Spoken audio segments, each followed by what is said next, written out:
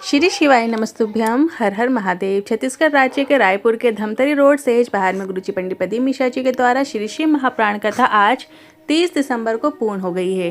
कल साल का अंतिम दिन 31 दिसंबर है और मंगलवार का दिन भी है। और इस दिन आपको एक छोटा सा उपाय अपने व्यापार वाले स्थान में करना है, जिससे आपका व्यापार दिन दूना रात चौगुना बढ़ेगा। उपाय सरल और आसान है। आज 30 दिसंबर 7वें दिन की रायपुर की शिव महाप्राण कथा में गुरुजी ने कुल 18 उपाय पत्र और उपयोगी जानकारियां दी हैं। सभी की जानकारी आपको इसी वीडियो के माध्यम से मिलने वाली है।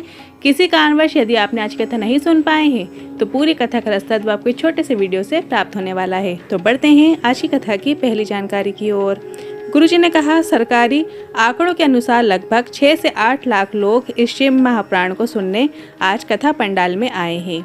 बढ़ते हैं आज की कथा की दूसरी जानकारी की ओर। शिव पुराण के अनुसार जिसे व्रत करना ना आए, गुरुजी ने कहा, जिसे व्रत करना ना आए, जिसे पूजन करना ना आए, जिसे उपाय करना ना आए, जिसे जल चढ़ाना भी ना आए, पर अगर वह नमः शिवाय, ओम नमः शिवाय या श्री शिवाय नमस्तुभ्यम मंत्र का जाप भी कर लेता है तो भी उसे भगवान की कृपा प्राप्त हो ही जाती है।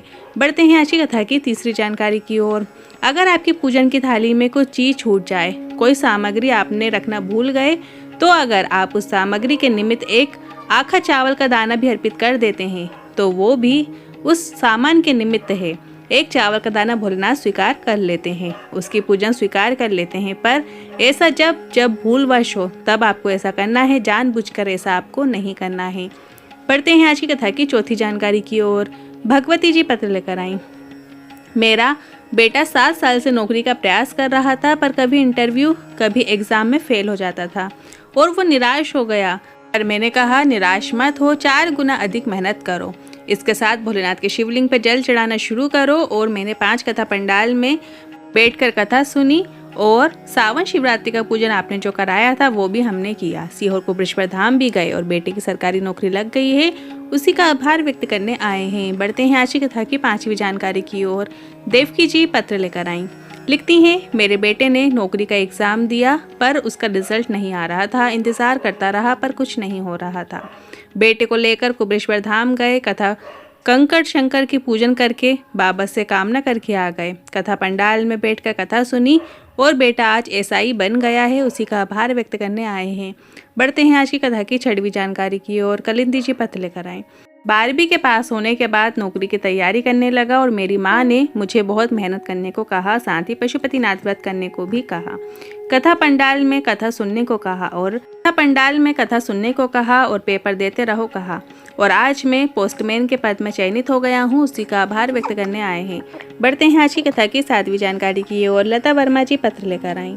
2018 में एग्ज़ाम दिया, रिजल्ट नहीं आया और 2022 को एग्ज़ाम दिया जिसमें ग्राउंड टेस्ट नहीं पास कर पाया, पर मेहनत अधिक की और 1 लोटा जल चढ़ाना शुरू किया और बापे की कृपा से एसआई के पद में चयनित हो गया हूँ, उसी का आभार व्यक्त करने आया हूँ।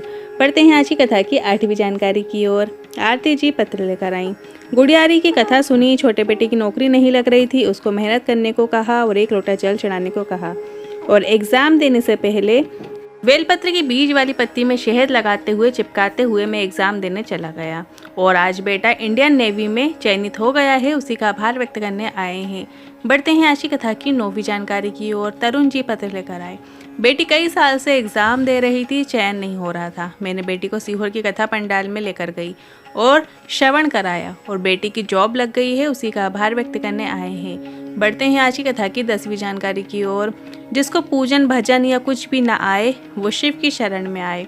अगर तुम्हारी पूजन में कोई कमी रह जाए तो कभी दुखी मत होना, क्योंकि शंकर भगवान ने वर दिया है, अगर आपकी पूजन की थाली में कुछ कमी रह जाती है तो शंकर भगवान ने आपकी पूजन स्वीकार कर ली है। बढ़ते हैं आज की कथा की 11वीं जानकारी की ओर। भोलेनाथ की शिवलिंग को ज्योतिर्लिंग कहा गया है और अगर आप नवरात्र या देवी के किसी पूजन में अगर आप भोलेनाथ के मंदिर नहीं जा पा रहे हो तो निराश मत होना। आप नवरात्र में या देवी पूजन में जो दीपक लगा रहे हैं तो उस दीपक की जो ज्योति होती है वो भी शंकर का ही स्वरूप होती है, उसका भी अगर आप दर्शन कर लेते हैं तो शिवलिंग के दर्शन का लाभ आपको प्राप्त हो जाता है। बढ़ते हैं आज की कथा की 12वीं जानकारी की ओर। आरती जी पत्र लेकर आई।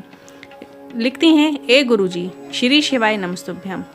3 बार पशुपतिनाथ व्रत किए, कुबेश्वर धाम भी पहुंच गई। 41 वर्ष की उम्र हो गई है, सिर्फ 12वीं पास हूँ।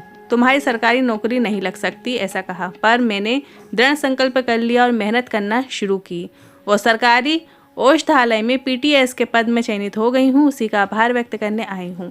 बढ़ते हैं आज की कथा की 13वीं जानकारी की ओर। तुम्हारे अंदर कितना ही गुस्सा क्यों ना हो, तुम्हारे सर में कितना ही टेंशन क्यों ना हो, पर आपको जब भी घर में आना है ठंडक लेते हुए, मतलब मुस्कुराते हुए घर आना है। पर आज के लोग बाहर के लोग से मीठा बोलते हैं और घर के लोगों पे गुस्सा करते हैं। बढ़ते हैं आज की कथा की 14वीं जानकारी की ओर। जो अपने बच्चे को बाल्यावस्था में दूर कर देते हैं, उस घर के बुजुर्ग अवस्था में वृद्धाश्रम में गुजारते हैं। पिता अपने बच्चों के पास तभी आता है जब बच्चों को धौंस दिखाना हो, बच्चों को डांट लगाना हो, बल्कि ऐसा नहीं करना चाहिए। बच्चे ने गलती की हो तो बच्चे को प्रेम से समझाना चाहिए। उसे मार के डांट के समझाओगे तो कल को बच्चा गलती भी करेगा तो तुमसे बताने से भी डरेगा और अकेले में स्वयं कुछ फैसला ले लेगा। पिता का फर्ज केवल ये नहीं कि वो बच्चों को डांटे, बल्कि पिता का फर्ज ये है कि बच्चे अपनी हर बात पिता से बोल सकें। इतना प्रेम पिता को अपने बच्चे को देना चाहिए, उनसे बात करना चाहिए, साथ में आनंद का जीवन बिताइए। बढ़ते हैं आज की कथा की 15वीं जानकारी की ओर। दूध की मलाई चेहरे पे लगाएं तो चेहरा नहीं फटता है, गुरुजी ने कहा। और मुंह में अगर स्माइल लगाई तो रिश्ते नहीं फटते हैं, रिश्ते नहीं टूटते हैं। पर आज के समय में माताएं, स्त्रियां ऐसी बात करती हैं, ऐसा प्रश्न कर लेती हैं जिससे रिश्ते टूट जाते हैं, घर टूट जाते हैं। बढ़ते हैं आज की कथा की 16वीं जानकारी की ओर। काशी की कथा में योगी जी ने कहा था कि काशी की इस धरा में कोई भूलवश भी आ जाता है तो वो शंकर का पुत्र कहलाता है। बढ़ते हैं आज की कथा की 17वीं जानकारी की ओर। हनुमान जी के 6 भाई हैं। सबसे पहले नंबर के हनुमान जी हैं, दूसरे नंबर पर गतिमान आते हैं। और ये उपाय आपको गतिमान का नाम लेते हुए करना है, जो कि आपको कल के दिन 31 दिसंबर के दिन मंगलवार के दिन करना है। आपको कल मंगलवार के दिन हनुमान मंदिर जाना है और हनुमान जी के जो उल्टे पांव से आपको सिंदूर प्राप्त करके लाना है। कोई कागज लेकर जाएं। अब कागज में आपको पंडित जी से बोलकर हनुमान जी के उल्टे पांव से सिंदूर प्राप्त करवा लेना है। प्राप्त करते समय गतिमान हनुमान का नाम ले लीजिए और इसे अपने व्यापार वाले स्थान पर ले जाकर इस सिंदूर से एक स्वास्तिक आपको बना लेना है। जो आपने कागज में झेल के लाए हैं उसी सिंदूर से आपको अपने व्यापार वाले स्थान पर स्वास्तिक बना लेना है। स्वास्तिक बनाते समय भी आपको गतिमान हनुमान का नाम लेना है। बस आपको इतना ही करना है। आपका व्यापार ऐसा दिन दूना रात चौगुना चलेगा, आपको पीछे मुड़कर देखना नहीं पड़ेगा, आप आगे बढ़ते ही चले जाएंगे। बहुत ही विशेष उपाय है। हनुमान जी का भाई गतिमान जी का नाम लेते हुए आपको इस उपाय को करना है।